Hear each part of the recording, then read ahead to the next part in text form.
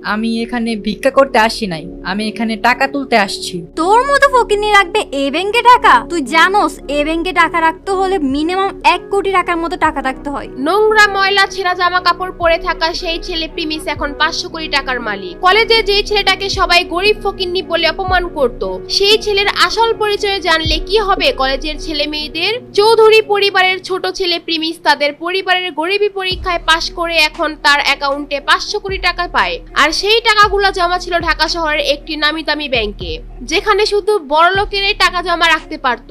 Premise যখন তার টাকা তুলতে ওই ব্যাংকে ঢুকতে যাবে, ঠিক সেই সময় একটা মেয়ের সাথে ধাক্কা খায়। আর ঠিক তখনই সরি ম্যাম, আমি আসলে দেখি নাই। কি রে, তুই কানা নাকি? চোখে দেখোস না? আর ওয়েট, এখানে কি করস? এইটা ব্যাংক, এখানে দান খয়রাত করা হয় না। ভিক্ষা করার জন্য রাস্তাঘাট আছে, ওইখানে যা। এই ব্যাংকের মধ্যে কি? ম্যাডাম, আপনার কোথাও ভুল হচ্ছে।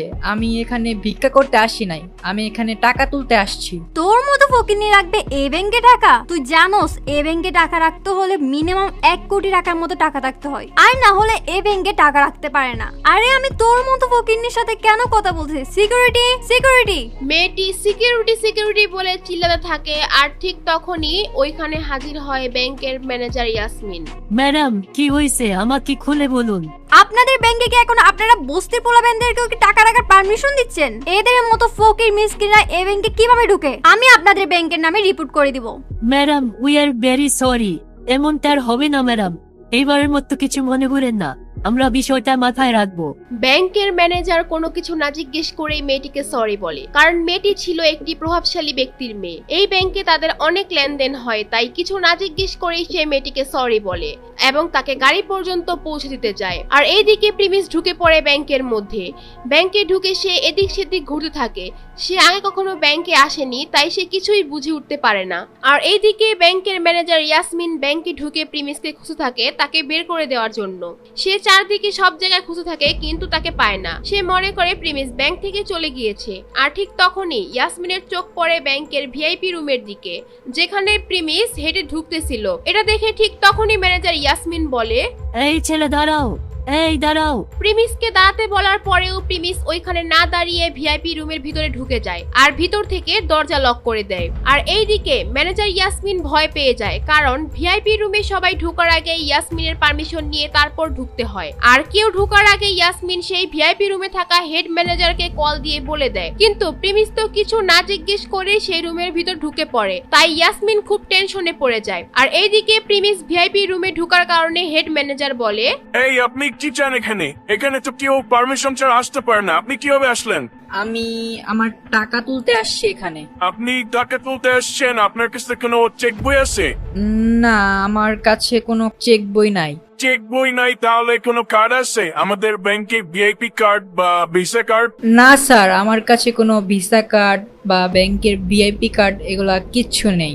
তাইলে আমরা আপনাকে কোনো টাকা পয়সা দিতে পারবো না। আপনি সোজা গিয়ে দরজা খুলে এখান থেকে চলে যান। এখানে আমরা মস্করা করতে বসি নাই, আপনি এখান থেকে যান এখন। না, আমি আমার টাকা না নিয়ে আমি এখান থেকে যাব না। আরে একবার বললাম না, কার্ড আর চেক বই ছাড়া টাকা উঠানো যাবে না। আর আপনার অ্যাকাউন্টে টাকা থাকি তো আপনি টাকা উঠাইবেন। আমার অ্যাকাউন্টে টাকা আছে বলেই তো আমি এখানে আসছি। দেখ ভাই, সকাল সকাল মাথাটা নষ্ট করিস না, নাইলে সিকিউরিটি গার্ডরে দিয়ে মার খাওয়া তারপর ব্যাংক থেকে বাইর করো। প্রিমিস এটা শুনে ঘাবড়িয়ে যায়। আর ওইদিকে হেড ম্যানেজার একদম রেগে যায়, কিন্তু প্রিমিস তো মিথ্যা কথা বলছিল না। প্রিমিসের কাছে কার্ড আর চেক বই ছিল না, কিন্তু তার মানে তো এই না যে প্রিমিস চৌধুরী পরিবারের ছেলে না। হেড ম্যানেজার যখনই সিকিউরিটি গার্ডকে ফোন দিতে যাবে, ঠিক তখনই প্রিমিসের মাথায় একটা বুদ্ধি আসে আর সে বলে, ফিঙ্গারপ্রিন্ট। ফিঙ্গারপ্রিন্ট?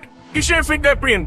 আরে আপনি বললেন না যে কার্ড চেক বই লাগবে, আমার কাছে কার্ড নাই কিন্তু ফিঙ্গারপ্রিন্ট আছে। আর আমি জানি আপনাদের এইখানে ফিঙ্গারপ্রিন্ট দিয়ে টাকা তোলা যায়। ফিঙ্গারপ্রিন্টের কথা বলার পর প্রিমিস একটা বড় নিঃশ্বাস নেয়। আর হেড ম্যানেজার ভাবে থাকে, ফিঙ্গারপ্রিন্টের কথা ও কিভাবে জানে? তুমি তাহলে ফিঙ্গারপ্রিন্ট ইউজ করতে চাও? হ্যাঁ হ্যাঁ, আমি ফিঙ্গারপ্রিন্ট ব্যবহার করতে চাই। হেড ম্যানেজার এটা শোনার পর আরো কনফিউজড হয়ে যায় আর ভাবে ওকে একটা চান্স দেওয়া যায়। আর তারপর ম্যানেজার ফিঙ্গারপ্রিন্টের মেশিন টেবিলের উপর রেখে বলে, এই ছেলে, এখানে ফিঙ্গারপ্রিন্টের মেশিন রাখা আছে, চুপচাপ তুমি মেশিনের মধ্যে তোমার হাতের আঙুলটা বসাও। তারপর প্রিমিস তার হাতের আঙুল ওই মেশিনের মধ্যে চাপ দিয়ে ধরে রাখে। কিছুক্ষণ পর মেশিনে দেখা যায় তার ফিঙ্গারপ্রিন্ট ম্যাচ করছে না। তোমার হাতের ফিঙ্গারপ্রিন্ট তো ম্যাচ করতেছে না।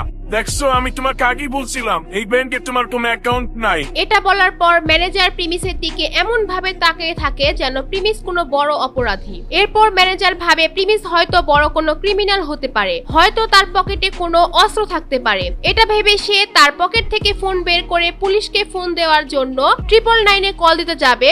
সেটা দেখে প্রিমিস একদম ঘাবড়িয়ে যায়। 500 কোটি টাকার মেসেজ দেখে খুশিতে তো ব্যাংকের মধ্যে চলে এসে পড়ে, কিন্তু সে বুঝে নাই যে সে এখানে এসে এত বড় একটা সমস্যায় ফেসে যাবে। তো তারপর কি হবে? প্রিমিস কি হেড ম্যানেজারকে পুলিশকে ফোন দেওয়া থেকে থামাতে পারবে? আর প্রিমিসের 500 কোটি টাকার মেসেজ যে এসেছিল ওইটা কি তাহলে ফেক ছিল? এগুলো জানতে চাইলে দিবস গেমিং এর চ্যানেলটি সাবস্ক্রাইব করে নোটিফিকেশন বাটন বাজিয়ে রাখেন। আর এই ভিডিওগুলো আপনার কাছে কেমন লাগে কমেন্ট করে অবশ্যই জানাবেন। আর অবশ্যই ভিডিওতে একটা করে লাইক দিয়ে রাখবেন। আর এরকম ইন্টারেস্টিং ভিডিওগুলো দেখতে চাইলে এখানে 2টা ভিডিও দেওয়া আছে, সেগুলো দেখে আসতে পারেন।